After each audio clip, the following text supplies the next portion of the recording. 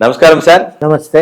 Sir ముందుగా మీ చాలా స్టోరీలు చూశారు. ఇంకా మీరంతా మాకు ఒక గ్రంథం లాంటి వాళ్ళు. అయితే ఇక్కడ మీ బాల్యం ఎలా గడిచింది సార్? ఎందుకంటే మేము మంచిర్యాలలో పుట్టి అక్కడే పెరిగిన. దాదాపు 3 సంవత్సరాల వరకు ఆడనే మంచిర్యాలలోనే గడిచింది. ఆదిలాబాద్ సార్? ఆదిలాబాద్ జిల్లా. అది ఒక విశాలమైన ఇల్లు ఉండేది మాది. ఆ ఇంట్లో ఒక గుడిసె ఒక మూలకు, అందులో మేము ఉండేది. మా నాయన తునికాకు వ్యాపారం చేస్తుండే. దానికోసం పెద్ద జాగా ఉండాలని అట్లా తీసుకున్నాం. ఇక కాంపౌండ్లో ఎగరటం, దునకటం, అక్కడ పిల్లలతోని రైల్వే ట్రాక్ దాకా వెళ్ళి చూడటం, అట్లా గడుస్తుండేది ఆ చిన్న వయసు. బాల్యం అది. అక్కడ నుంచి వరంగల్ వచ్చినాం. అక్కడ చదువుకోవటం అంత సౌకర్యంగా లేదని. అప్పుడు ఆ కాలంలో చాలామందికి మధ్యతరగతి కుటుంబాల్లో, ఇంకా పేదలకు ఇంకొంచెం టైం పట్టింది ఆ స్పృహ రావటానికి. మధ్యతరగతి కుటుంబాల్లో చదివించాలి అనేది స్పృహ బాగా వచ్చింది వాళ్ళకి. ఎట్లన్నా చేయాలి, పిల్లలకు బాగా చదువు నేర్పించాలి అనే పట్టుదల బాగుండే. తర్వాతే ఏదో వాళ్ళ కాళ్ళ మీద వాళ్ళు బతుకుతారు. ముందైతే మంచి స్కూలుకు మంచి కాలేజీకి పంపాలి అనే ఒకటి ఉండేది పట్టుదల. అట్లా వరంగల్కు వెళ్ళాను. వరంగల్కు వెళ్ళి అక్కడ ఇల్లు కిరాయికి తీసుకు. ఆ కాలంలో దాన్ని ఠికానా పెట్టినాం అనేది. ఠికానా విరివిగా వాడేది. ఆ పిల్లల చదువు కోసం ఠికానా పెట్టడం మొదలైంది. చాలామంది మా నాయనలాగానే వచ్చి మధ్యతరగతి వాళ్ళు, ఎక్కువ వరకు కొంత ఉన్నత కులాల వాళ్ళు ఆ ఠికానా పెట్టి చదివించటం మొదలైంది. కొద్దిగా అట్లా ఠికానా పెట్టిన దాంట్లో మాది ఒకటి. ఒక్కోసారి 2-3 కుటుంబాలు కలిపి ఒక మనిషిని, వంట మనిషిని పెట్టి వాళ్ళు పిల్లల్ని అక్కడ పట్టణంలో ఉంచి వాళ్ళు మాత్రం ఊళ్ళల్లో బాగా అవేర్నెస్ తోని, కొద్దిగా అవేర్నెస్ అవే ఊళ్ళల్లో పోయి అక్కడే వ్యవసాయాలతో చేసుకుంటూ బతికే తల్లిదండ్రులు. అలా బాల్యము అది అయిన తర్వాత అప్పుడు వరంగల్లో ఒక 10th దాకా అయిపోయింది అట్లా. 10th దాకా. 10th నాటికి జై తెలంగాణ మూమెంట్ స్టార్ట్ అయింది. ఏ ఇయర్ సార్ అది సుమారు? మేము 10th క్లాస్లో ఉన్నాం. 69 అంటే అప్పుడే ఉద్యమానికి అప్పుడే ఉద్యమము వరంగల్లో ప్రారంభమైంది. మీటింగులు జరుగుతున్నాయి. మీటింగ్లు అయినప్పుడు పోయేది. తర్వాత తరచూ ఇది కర్ఫ్యూ పెట్టి. అంటే ఎమర్జెన్సీ లాగా వచ్చిందా? దాదాపు అట్లాంటి పరిస్థితే. కర్ఫ్యూ. ఆ చిప్ప పోలీసులు, టోపీలు పెట్టుకున్న సిఆర్పిఎఫ్ పోలీసులు వచ్చేది. చిప్ప పోలీసులు అనేది వాళ్ళని. ఆ చిప్ప పోలీసులు గల్లీలలో తిరుగుతుండేది. ఇక వాళ్ళతో కాసేపు పరిచయం చేసుకున్న వాళ్ళు పిల్లలు కొంత వాళ్ళసేపు కూర్చొని మాట్లాడటం అట్లా జరుగుతుండేది. అది కానీ మొత్తానికి ఒక భయము ఉండేది. బయటికి పోవద్దు, కాల్పులు అవుతున్నాయి, పోలీసులు పట్టుకుంటారు, కర్ఫ్యూ ఉంది, ఎక్కడ తిరగద్దు. అంటే జరిగేవే సార్ కాల్పుల్లో? జరిగినాయి. వరంగల్లో షాపులు కొన్ని తగలబెట్టిండ్రు. ఫైరింగ్ ఇన్సిడెంట్ అయింది. అంటే ఇంటెన్షన్ జై తెలంగాణ అసలు అనకూడదనా? అంటే ఉద్యమానికి అప్పుడు అంతకంటే ఎక్కువ ఏంటంటే రోడ్ల మీదకి రానివ్వకూడదు. మీరన్న మాట కాడికే వస్తుంది. కానీ అప్పటి ఉద్దేశం ఏంటంటే రోడ్ల మీదకి రానియొద్దు, ఉద్యమాన్ని చల్లార్చాలి. కాబట్టి ఒక గాలి, ఇంకా గాలి పీల్చిన వాళ్ళందరూ జై తెలంగాణ అంటారు. అది అప్పుడు మీకు ఇంకా ఎక్కువ అనిపించిందా? ఇంకా ఉద్యమానికి మనం చాలా కష్టపడాలి. మాకు అప్పుడు పిల్లలమే కదా, 14 ఏళ్ళే మాకు. చాలా మంది పిల్లలు మా వయసు వాళ్ళు పాల్గొన్నారు. కానీ మీటింగ్స్ అయిన దగ్గర అక్కడ మేము అంత సీరియస్గా ఇన్వాల్వ్ కాలేదు. కాకపోతే ఇదేదో కరెక్టే, వీళ్ళేదో అడుగుతున్నారు, ఈ మాత్రం మన గురించి మనం కాపాడుకో, మన భాష మన సంస్కృతి కాపాడుకోవాలి కదా అనేది ఒక భావన మాకు వచ్చేది. ఈ ఆంధ్ర పాలకుల పెత్తనం ఏంది అనేది ఒకటి భావన వచ్చింది అప్పుడే. అందుకనే మనకు సదాశివ్ సార్ అంటుండేది, ఆదిలాబాద్. ఆ సారు చెప్తుండేది, ఇక్కడ పుట్టినోడంతా తెలంగాణ కదరా, ఇంకా వాడికి వేరే ఉంటుందని. అంటే అది ఆ సంస్కృతి, ఆ గాలి, ఆ మాట వచ్చేస్తుంది. ఆ మట్టి వాసనతోనే వచ్చేస్తుంది అది. ఆ తెలంగాణ భావన అనేది అయితే ఉండేది. కానీ చదువులు డిస్టర్బ్ అయినాయి. కొంత ఎగ్జామ్స్ కాలేదు, వాయిదా పడ్డాయి. తర్వాత మళ్ళీ ఎగ్జామ్స్ అయ్యే సమయానికి అయినాయి లాస్ట్. మీకు బాగా అప్పుడు ఉద్యమంలో నేను పాల్గొనాల ఈ ఒక పర్సన్ ఇన్స్పిరేషన్, అంటే ఒక స్వాతంత్ర సమరయోధుడు కానీ తర్వాత ఈ ఉద్యమకాలు ఎవరు బాగా మీకు ఇన్స్పిరేషన్? అప్పుడు ఇన్స్పిరేషన్ అంటే ఎక్కువ మందికి సంగంరెడ్డి సత్యనారాయణ గారే. వాళ్ళు పాటలు పాడేది కదా. ఓ పాటలు పాడేది కాబట్టి ఆ పేరు పాటలతో అంటే ఒక popular. ఉత్తేజం. తర్వాత మా కాలేజీ యూనియన్ లీడర్లు చాలా మంది పరిచయమే. వాళ్ళు ఉపన్యాసాలు బాగుండేవి కాబట్టి వీళ్ళంతా ఇక్కడ పెద్ద లీడర్లు అని చెప్పి మేము అనుకునేది. అప్పుడు అంటే విచిత్రం ఏంటంటే తెలంగాణలో ఏ పెద్ద ఎమ్మెల్యేనో ఎవరినో చూసే లీడర్ అనుకోలే. ఇట్లాంటి వాళ్ళని చూసి వీళ్ళు లీడర్లు అనుకునేది. అప్పుడు అంటే మనలో ఒకడు, మనలో ఒకడు అంతే. ఆ ఇన్స్పిరేషన్ ఎక్కువ చేసి అదే అది సంఘటితం. అది అప్పటికి ఇప్పటికీ తెలంగాణ సమాజంలో ఆ సంస్కృతి పోలే. ఆయన ఎవరో పెద్ద ఎమ్మెల్యే అయితేనో డబ్బులు ఉంటేనో ఎవరో కరిస్మాటిక్ ఈ సినిమా ఫిగరో అట్లాంటి వాళ్ళని సినిమాటిక్ లో చెప్పాలంటే అప్పుడే పుష్పాలు చాలా మంది ఉన్నారు. అప్పటికి ఉన్నారు చాలా మంది. వాళ్ళను ఆ రకంగా చూసి మనుషులు సాధారణమైన మనుషుల్లో నుంచే అట్లాంటి వాళ్ళని ఎన్నుకోవడం. నార్మల్ గా ఒక అప్పటికి మిమిక్రీ ఆర్టిస్ట్ వేణుమాధవ్ గారు చాలా పాపులర్. వేణుమాధవ్ గారు అప్పుడేనా సార్? పాపులర్ వరంగల్ కదా. ఆయన ప్రోగ్రామ్ అంటే ఆసక్తిగా జనం వెళ్ళటం చూడటం. ఆయనకు మంచి గొప్ప పేరు, కళాకారుడు, మంచి పేరు ఉండేది. ప్రపంచంలో గర్వించదగ్గ. తర్వాత ఇంకా మేము కొంచెం పెరిగిన తర్వాత ఇక ఈ కాలేజీ లాంటి వాళ్ళ ఉపన్యాసాలు అవి కూడా విన్నాము లైబ్రరీలో అక్కడ కూర్చున్నప్పుడు. మీరు బాగా అదృష్టవంతులు సార్, అంత మహా యోధులతో వరంగల్ వరంగల్ రావడం మీ జీవితాన్ని ఒక అది ఒక ప్రభావం, ఒక మలుపు, ఒక గొప్ప ప్రభావం. తర్వాత చాలా మంది బయట చదువుకోవటానికి వెళ్ళినప్పుడు వరంగల్ అంటేనే అది వేరు. ప్రశ్నిస్తాడు, నువ్వు అన్నీ అట్లెందుకు చేయాలని అంటాడు ఫస్ట్. వేరెవరు అడిగారు, వీడు వరంగల్ కావచ్చు అని అనే వాళ్ళని చూసినా నేను. అంటే క్వశ్చన్, ఒక క్వశ్చన్, వీళ్ళు వరంగల్ ఉంటారని వాళ్ళే ఇట్లా అడుగుతారని అట్లా పేరు ఉంటుంది. అయితే అలా మీ ప్రభావం అవుతుంది. మరి ఎందుకు ఆ ఉద్యమం అంత ఉప్పెత్తున ఎగిసి మరి కాలక్రమేణా కొద్దిగా ఏమైనా తగ్గిందంటారా? అట్లనే ఇంకా ఫుల్ అప్పుడు జనంలో ఉన్న మామూలు వాడకంలో ఉన్నది ఏంటంటే మన నాయకులే ముంచిండ్రు మనల్ని. అప్పుడు చెన్నారెడ్డి గారే మోసం చేసిండ్రు అనేది ప్రజల్లో ఉన్న మామూలుగా ఉన్న భావన అది. ఎందుకంటే ఆ భావన పెరగటానికి మేము బస్సులో స్కూల్కు వెళ్ళేది 68, అప్పుడు 69 మేము ఎప్పుడైనా స్కూల్కి వెళ్ళటానికి బస్ స్టాప్లో నిలబడితే అక్కడ ప్రభుత్వోద్యోగులు కూడా, కలెక్టర్ ఆఫీస్ అదే దారిలో ఉండేది, వాళ్ళు కూడా వచ్చేది. అరే వాళ్ళు నాశనం చేస్తున్నారా, మీకు అర్థం కావట్లేదు అని చెప్పి అక్కడ ఉద్యోగులు మాకు ఆ నాయకుల గురించి చెప్పేది. వాళ్ళు మోసం చేస్తున్నారు, పిల్లలు కొట్లాడుతున్నారు, చచ్చిపోతున్నారు, ఎక్కడికక్కడ కేసుల్లో ఇరుక్కున్నారు, మీ విద్యా సంవత్సరం పోయింది మీదొకటి, కానీ చూడు వాళ్ళు పట్టించుకుంటలేరు, నాయకులు మోసం చేస్తున్నారు అనేది. అప్పటి నుంచి అంత స్వార్థం ఉంది సార్ నాయకులకి. అది బాగా ప్రబలిందండి. వాస్తవానికి 70లో ఒక వామపక్ష ఉద్యమం ఊపందుకోవటానికి ఈ ప్రభావం కూడా ఒక కారణం. ఇది తప్పు, ఈ కాలేజీల్లో కూడా సరిగ్గా నడవట్లేదు, చాలామంది చీటింగ్ కొట్టి పాస్ అవుతున్నారు, ఇట్లయితే ఎట్లా అనేది ఒక కోపం ఉండేది, పరిస్థితుల మీద ఒక కోపం ఉండేది. ఆ కోపం నుంచే చాలా మంది వామపక్ష ఉద్యమాల వైపు ఆకర్షితులైన. 70 అంశాలు ఇవన్నీ. 70లో వాతావరణం అట్లుండేది. వాళ్ళ మనకు చెప్తే అర్థం కాదు, కానీ అట్లా లేకపోవటం తప్పు.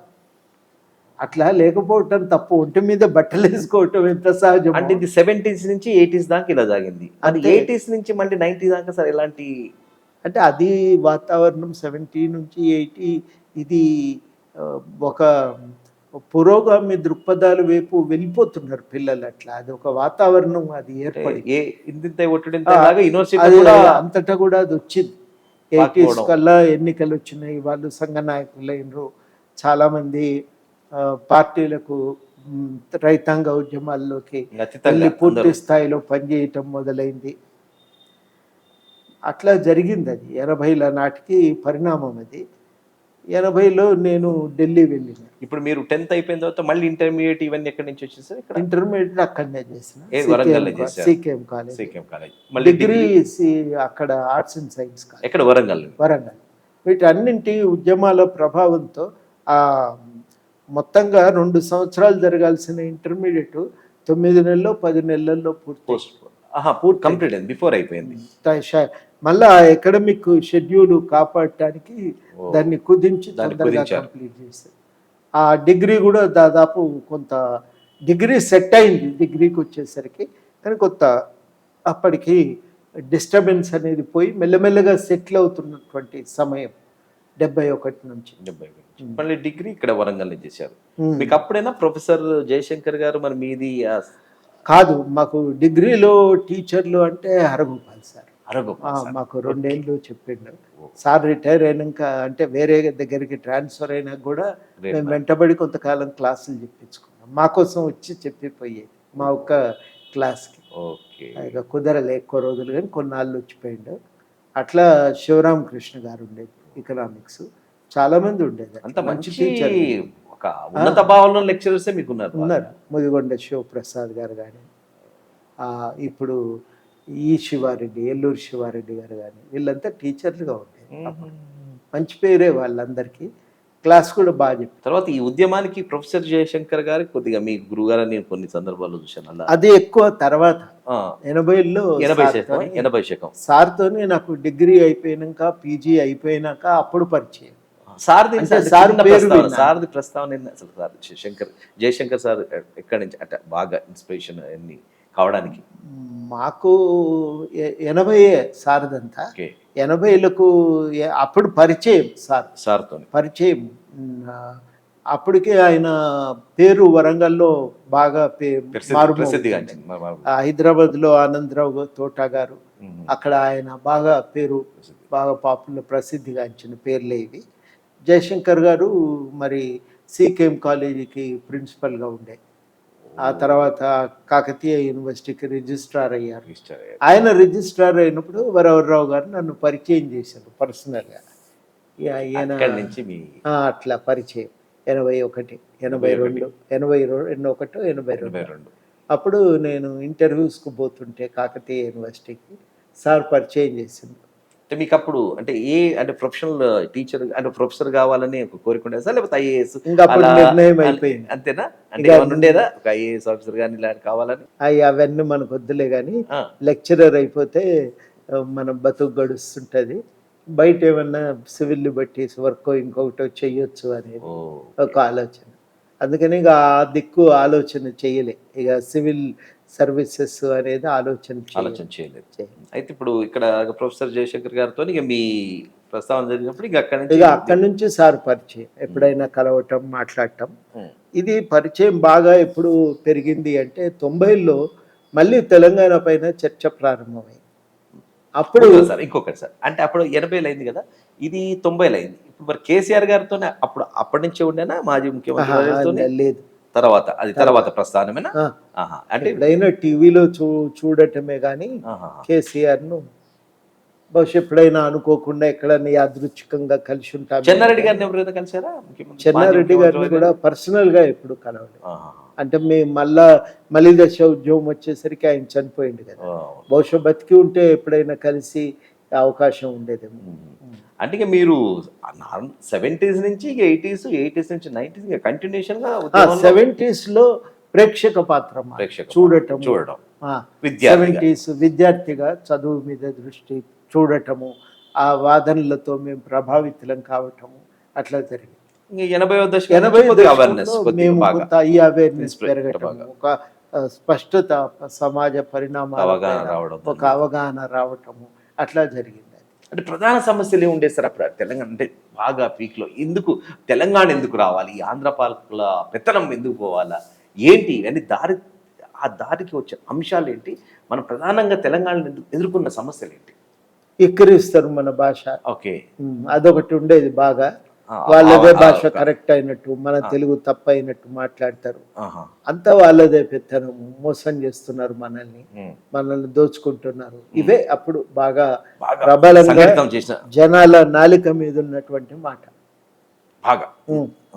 తర్వాత ఇంకా మళ్ళీ గవర్నమెంట్ లో అన్నిట్లో కొలువులలో కానీ నిధులు నియామకాలు అప్పటి నుంచే వచ్చిందా ఇది తర్వాత? కానీ అది 69లో మెదడులో పడ్డ భావన పోలేదండి. చాలా మంది అనుకుంటారు కానీ ఉద్యమం చచ్చిపోయింది అనుకుంటారు కానీ ఆ భావన పోలేదు, ఫీలింగ్ అనేది ఎప్పుడు పోలేదు. ఇంకా ఈ తెలంగాణ అనేది అంతర్లీనంగా ఉంటూనే ఉండేది. ఆంధ్ర ప్రాంతం మిత్రుడు కలిస్తే వీళ్ళకు మనకేడ కలుస్తుంది అని మాట్లాడుకోవటం చాలా సహజంగా జరిగిపోతుండేది. మనలాగా ఉండదు వీళ్ళ వ్యవహారం అంతా. వాడు పొద్దున్న లేస్తే వెంటనే టిఫిన్ కావాలి, వేడి వేడి కాఫీ కావాలి, అయితే కానీ బయటికి వెళ్ళడు. మనది అట్లా ఉండదు. పని అయినాకనే తిండి గురించి ఆలోచిస్తాము. ఇట్లాంటివన్నీ కూడా ఆహార శైలిలో అన్నిట్లో కొద్దిగా డిఫరెంట్ మాట్లాడుకునే. తర్వాత ఇది ఇన్స్పిరేషన్ అయింది. మీరు ఇప్పుడు 90 నుంచి ఇక మీరు మీ గురుతర బాధ్యత వహించుకుంటూ ఉద్యమానికి 80లో మొత్తంగా పౌర హక్కుల సంఘంలో పనిచేసినాను. పౌర- ఆ, ఆంధ్రప్రదేశ్ పౌర హక్కుల సంఘంలో 81 ఆ నుంచి. అనుభవం ఎలా ఉండేది సార్? అంటే అది ఎట్లా అది మీకు ఇప్పుడు చాలా మందికి చెప్తే కూడా అర్థం కాదు అది. చెప్పాలి అప్పుడు- సార్, యువత తెలవాలి ఇది అదే అప్పుడు ఈ పౌర హక్కుల అనే భావన ప్రజలలో లేదు, పోలీసుల్లో కూడా లేదు. మేము ఆ, ఆ, పౌర హక్కుల గురించి ఫ్యాక్ట్ ఫైండింగ్ కమిటీస్కు పోయేది. ఎక్కడైనా పౌర హక్కుల ఉల్లంఘన జరిగింది అనిపిస్తే ఫ్యాక్ట్ ఫైండింగ్ కమిటీకి పోయేది. అంటే ఎంత విచిత్రం అంటే పౌర హక్కుల కోణం నుంచి ఎట్లా చూడాలనేది మాకు కూడా కొత్త. అది కొత్త సబ్జెక్ట్. మాకు కూడా కొత్త సబ్జెక్టే. అంటే ప్రపంచాన్ని చూడటానికి ఇది ఒక కోణం ఉంది అనేది తెలియదు మాకు కూడా.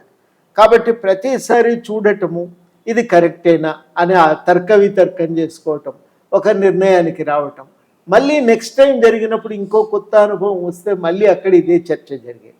అప్పుడు ఉన్న ఒక ప్రధానమైన వింతైన సమస్య ఏంటంటే మేము ఈ విషయాల గురించి తెలుసుకోవటానికి వచ్చినాం, ఇక్కడ ఇట్లా జరిగిందట కదా అంటే అప్పుడు పోలీసులు ఉండేది అక్కడ. మీకేం పని అండి, మీరు రావద్దు, ఇది పోలీసుల వ్యవహారం, మీరెందుకు వస్తున్నారని అనేది.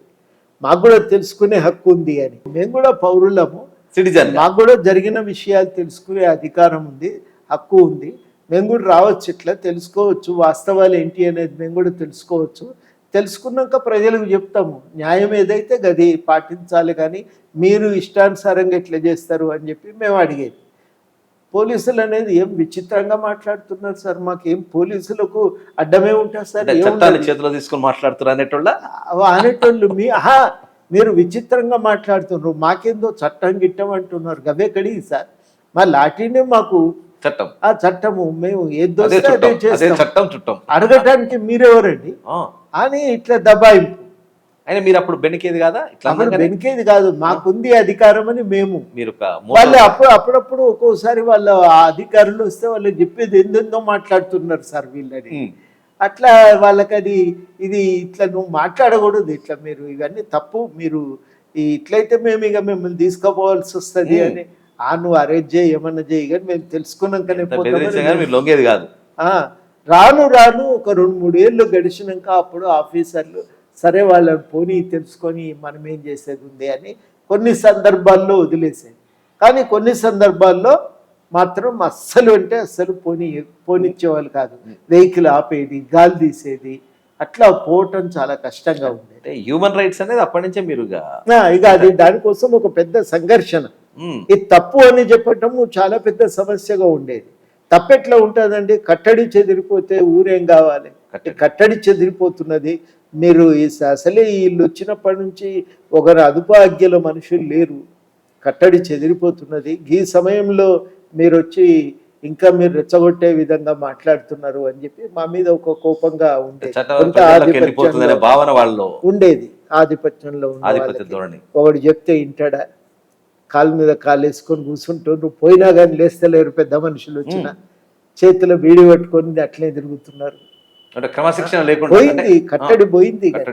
ఇట్లయితే ఎట్లా, మరి దాన్ని కంట్రోల్లో పెట్టాలి కదా, పెట్టకపోతే ఊరు ఎట్లా నడుస్తుంది, నడవది కదా అనేది ఒక పోలీస్ పటేల్ గిరి అదేనా ఒక రకమైన ఆ సంస్కృతి బలంగా ఉండేది. కాబట్టి ఒక దాడికి దిగేది, మీరు తప్పు, మీ వల్ల ఊరు పాడైతుంది అని కోపానికి వచ్చేది. ఎక్కడైనా మాట్లాడితే జోకులు వేసేది మా మీద. ఇది ఈ రకమైన పోలీసులు కూడా ఇదేదో ప్రమాదకరమైన కార్యక్రమం అన్నట్టుగా నిఘా పెట్టేది. ఆఫీసులకు వచ్చి ఎంక్వైరీలు చేసుకొని అప్పటి నుంచే చాలా అంటే చాలా కష్టమైనటువంటి పని ఆ రోజుల్లో. ఇక ఇట్లాంటివి గట్టిగా నిలబడి ప్రశ్నించినటువంటి సందర్భాలను దృష్టిలో పెట్టుకొని కొంతమంది పౌర హక్కుల కార్యకర్తలను కూడా చంపినారు కదా, రామ్నాథం గారిని కానీ ఇట్లా కొంతమంది ఆ కాలంలో చనిపోయారు. మరి అప్పుడు ఏమనిపించలేదు సార్, అంటే ఇంత ఒక భయాందోళనకు అలా గురి కావడం? భయము కంటే కూడా ఎక్కువ ఏంటంటే ఒక ఒంటరితనం అనిపించేది. ఫ్యామిలీ అంటే ఈ అప్పటికి సమాజం అంతా అప్పటికి మీరు ఫ్యామిలీ ఉన్నాయి. ఇంట్లో భయాలు ఉంటాయి కదా ఒత్తిడి సార్. ఒత్తిడి సహజంగా ఉంటాయి భయాలు, కానీ మాకు భయం కంటే ఎక్కువ ఒక ఒంటరితనం అనిపించేది. అంటే మనతో మాట్లాడటానికి బయట అంత సులువుగా కలిసేవాళ్ళు కాదు. పబ్లిక్గా మాట్లాడాలన్నా మాతో భయపడేవాళ్ళు. మేము చెప్పే విషయాలు వినటానికి మీటింగ్లకు రావాలన్నా ఇబ్బంది పడేవాళ్ళు. అయిష్టత మెల్లమెల్లగా దూరంగా జరగటం మొదలైంది. అది మేము అప్పుడు గమనించింది. మరి ఇట్లా ఉంది, కనీసం ఏదన్నా 5దో 10దో మీటింగ్లకు సహాయం చేస్తారేమో అనుకుంటే మన వాళ్ళు అనుకున్న వాళ్ళు కూడా ఇబ్బంది పడేది. అప్పుడు ఒక సందర్భం బాలగోపాల్ని అడిగిన, మరి ఇట్లయితే ఎట్లా మరి అని అంటే, బిచ్చగాళ్ళకేమీ అవకాశాలు ఏది కోసం మనం చూడకూడదు, మనం ఇట్లే తిరుగుతుండాల్సి వస్తుంది, తప్పదు మనకు. ఆ బిచ్చగాళ్ళు ఎట్లా తిరుగుతారో అట్లే తిరగాలి మనం కూడా. ఫైటర్స్ మనం తిరగాలి, అది మనకు తప్పదు అని. 86 నుంచి 90 దాకా చాలా కష్టంగా ఉండే. ఎక్కడికి పోలేము. చాలా మంది మన వాళ్ళు అనుకున్న వాళ్ళు మన వాళ్ళు అనుకున్న వాళ్ళు దూరం జరగటము, భౌతికంగా గవర్నమెంట్ ప్రత్యేకించి పోలీసులు దాడి చేయటము, ఇవన్నీ జరుగుతున్నాయి. ఒక భయం ఉండేది, ఏమవుతుందో ఏమో అనేది ఇండ్లల్లో, కుటుంబ సభ్యుల్లో. అలా జరిగినప్పుడు సార్, అంటే ఇక భయాందోళనకు గురైనప్పుడు ఇక కుటుంబ నేపథ్యం కూడా కొద్దిగా ఇంపార్టెంట్ కదా. అలా మీకు అంటే ఈ అయినా పర్లేదు, ఒక పక్క కుటుంబము, ఒక పక్క సమాజము అనుకుంటూ వెళ్ళారు అంతే మరి.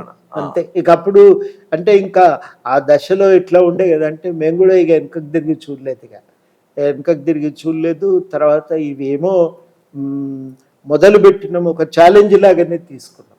ఈ గద్దర్ గారితో ఎలా ఉండేది సార్? గద్దర్ గారి గ్రేట్ అట్లనే మీటింగుల్లో కలవటం, మాట్లాడటం. గద్దర్ అన్న ఒక ఇన్స్పిరేషన్ సాంగ్స్ తెలంగాణ ఆయన అన్ని సమాజాలు 70లో చివరిలో విరసం దశాబ్ది ఉత్సవాల సందర్భంగా కానీ, లేకపోతే అట్లా ఆయన పాటలు విన్నప్పుడు 80 ఆరంభంలో ఆయన పాటలు విన్నప్పుడు అది ఒక ఉత్సాహం, చైతన్యం, ఒక ఉత్సాహం కలిగేది, ఒక ఉద్వేగభరితంగా ఉండేది ఆ రోజు కార్యక్రమాలంటే. ఇది ఎందుకు ఇట్లా జరగాలి అని ఎవరు అడగలే, ఇది ఇట్లే జరగాలి అనేది ఒక ఆలోచన. కానీ సమాజంలో ఉన్న ఆలోచనలకు మనం ఆలోచిస్తున్న దానికి మధ్యన ఒక ఘర్షణ ఉండేది, ఒక సంఘర్షణ ఉండేది. అంటే ప్రపంచంలో మనం ప్రభుత్వాలు ఇట్లా పనిచేయకూడదు, పౌర హక్కులకు విరుద్ధంగా, రాజ్యాంగానికి విరుద్ధంగా పనిచేయకూడదు అనేది ఆ రోజుల్లో చెప్పటం చాలామందికి వింతగా అనిపించేది. కొంత మధ్యతరగతి పేద ప్రజలేమో దానికి ఆమోదించేది. మిగతా సమాజంలో మాత్రం తీవ్రమైనటువంటి వ్యతిరేకత ఉండేది. ముఖ్యంగా పోలీసులు అయితే అసలు సహించేవాళ్ళు కాదు. వీళ్ళే గనక ఆగిపోతే మిగతా అన్ని ఉద్యమాలు ఆగిపోతాయనే ఒక భావనతో వాళ్ళు ఒక నియంతృత్వంతో ధోరణితో వ్యవహరించేది మాతో. అట్లా జరిగేది. అది చాలా విషయాలు ఏది పౌర హక్కుల ఆధ్వర్యంలో మనం టేకప్ చేయొచ్చు అంటే ప్రతిసారి మీ మీద నిఘా, ఒక ఫోకస్ అనేది ఉండేది. అవన్నీ నడుమ మా చర్చ ఏంటంటే, మనం ఏ ఇష్యూ టేకప్ చేయొచ్చు అనేది. పొద్దున్న లేస్తే ఏదన్నా ఘటన జరిగిందని తెలిస్తే ఇది మన పరిధిలోకి వస్తుందా రాదా, అంటే కొత్త కదా, ఇదంతా కొత్త ఆలోచన, కొత్త పని విధానము. మేము దాని గురించి ఎప్పటికీ నిరంతరం చర్చ చేసుకునేది. ఇక్కడ భారతీయ విద్యాభవన్ వాళ్ళ స్కూలు మూసేస్తే అప్పుడు అమరు ఉండేది, ఇది ఏదన్నా చేద్దాం దీని విషయం అని. అది చేయాలి, కానీ పౌర హక్కుల పరిధిలోకి వస్తుందా రాదా ఆలోచించి మొత్తానికి పోనైతే పోదాం పదా అని పోయి వచ్చిన తర్వాత, మనిషికి చదువుకునే హక్కు ఉంది, మనం చదువుకోవాల్సిందే కదా, చదువుకోవటం ఒక హక్కు కదా, దాన్ని కాదనంటే మనం ఎట్లా ఊరుకుంటాం, ఊరుకోకూడదు అని చెప్పి నిర్ణయానికి వచ్చి లాకప్లో చనిపోయినప్పుడు అప్పుడు మేము కాళోజీ గారు, కన్నబిరన్ గారు అందరూ ఉన్నారు. కన్నబిరన్ గారి ఇంట్లో మాట్లాడుతున్నాం, దొంగల కోసం ఎట్లా పోతారంటారు సార్, ఏం చెప్తాము అది ఇదంటే, అది కాదురా కాళోజీ, అది కాదురా, వాడిని ఎందుకు పట్టుకున్నారా అని అడిగింది. అంటే మీకు తెలియదు చట్టం ఏం చెప్తున్నదంటే, ఆయన కూడా లాయర్ కదా, చదువుకున్నాడు కదా కొంతకాలం, అదేదో వేరే లా కోర్స్ ఏదో ఉండేది. ఆయన అక్కడ కూర్చొని ఆయన తప్పు చేసిందా లేదా అనేది కోర్టు తేల్చాలి. తేల్చే వరకు చట్టాన్ని చేతుల్లోకి తీసుకొని బాధితులు దాడి చేయకుండా రక్షణ కల్పించడానికే తీసుకుంటున్నారు పోలీసు లాకప్లోకి. లాకప్ అనేది రక్షణ కోసం, ఇతరుల నుంచి దాడి జరగకుండా రక్షణ కోసం తీసుకుంటున్నారు. రక్షణ కోసం తీసుకున్న వాళ్ళు కొట్టి చంపటం తప్పు కదా, చట్టానికి వ్యతిరేకం కదా. ఆ మాట అడగటానికి ఇంత సంకోచం ఎందుకు అని అన్నాడు. అట్లా చాలా విషయాలు స్పష్టమై మేము తిరిగి కోర్టులు చాలా ఉన్నాయి కదా సార్. సార్ చాలా బాలాజీ గారు చాలా అద్భుతమైన అంటే సంఘటితం చేసే కోర్టు ఉన్నాయి కవితలు అని చాలా అసలు. ప్రసంగాలు. తర్వాత లాకప్ హత్యల గురించి భారతదేశంలో పౌర హక్కుల సంఘాలు అధ్యయనం చేసినాయి అంటే అది ఏపీసీఎల్సీ కృషి వల్ల. ఈ మొత్తం కృషిని దృష్టిలో పెట్టుకొని ఆమ్నెస్టీ ఇంటర్నేషనల్ జోక్యం చేసుకుంది. అది అది అది అట్లా ఏపీసీఎల్సీ కృషి ఆ స్థాయిలో ఉన్నది. ప్రాచుర్యం అప్పుడు మాకు ఇది ఒక ఛాలెంజ్, మనం దీన్ని ఎస్టాబ్లిష్ చేయాలి విలువల్ని అనేది. కాబట్టి ఇప్పుడు గుంటూరులో అప్పుడు మిత్రుడు సుబ్రహ్మణ్యం వాళ్ళు ఉండేది, అక్కడ లా ప్రొఫెసరు, తర్వాత లా ప్రొఫెసర్గా రిటైర్ అయ్యాడు. వాళ్ళు కోర్టుల్లో కేసు వేసి లాకప్లో చనిపోయిన దాని మీద నేర విచారణ సరిగ్గా జరగలేదని కోర్టుల్లో కేసు వేస్తే పాతిపెట్టిన శవాన్ని బయటికి తీసి మళ్ళీ పరీక్ష నిర్వహించారు. అట్లా కూడా జరిగింది. అంతటి స్థాయిలో మేము కొట్లాట జరిపినాం. విచారణ కమిషన్లు వేసినప్పుడు దాని ముందు వెళ్ళినాం. మేము ఇంకా మాకంటే కొంచెం ముందు భార్గవ కమిషన్ ఉన్నప్పుడు కన్నబ్రెన్ గారు చాలా వర్క్ చేశారు. అదేవిధంగా తార్కుండే కమిటీ విచారణ జరిపినప్పుడు, ఆ తర్వాత మిగతా టిఎల్ఎన్ రెడ్డి కమిషన్ ఇవి వేసినప్పుడు మేము చాలా దానికోసం న్యాయం కోసం కృషి చేసినాం. మత కల్లోలాలు జరుగుతున్నప్పుడు కూడా ఇవి ఆపకపోతే పౌరుల హక్కులకు భంగం కలుగుతుందని మత ఇది 90s కదా. మత కల్లోలాలకు వ్యతిరేకంగా అన్ని సంఘాలను కలిపి హైదరాబాద్ ఏక్తా అని ఒక సంఘాన్ని ఏర్పాటు చేసి హైదరాబాద్ ఏక్తా. అప్పుడు దానికి కన్వీనర్ గా జాదవ్ గారు ఉండేది. వీళ్ళందరితో పరిచయం పని వల్లనే ఆ జాదవ్ గారితో కలిసి చాలా బస్తీలు తిరిగి ప్రజలతో మాట్లాడి హైదరాబాద్ మీద కొద్దిగా పట్టు వచ్చింది. ఇక మత ఘర్షణలు మత కల్లోలాలు చేస్తే రాజకీయంగా మనం బదనామవుతామనే వాతావరణం తేగలిగినాం. అప్పటి నుంచి ఈ ఘర్షణలు తగ్గుముఖం పట్టింది. అట్లా విస్తృతంగా లక్షల కరపత్రాలు. ఒక సందర్భం ఎట్లొచ్చిందంటే హైదరాబాద్ నుంచి ఢిల్లీ నుంచి ఒక కళా బృందం వాళ్ళు వచ్చి హిందీ పాటలు పాడుతూ చార్మినార్ దగ్గర నుంచి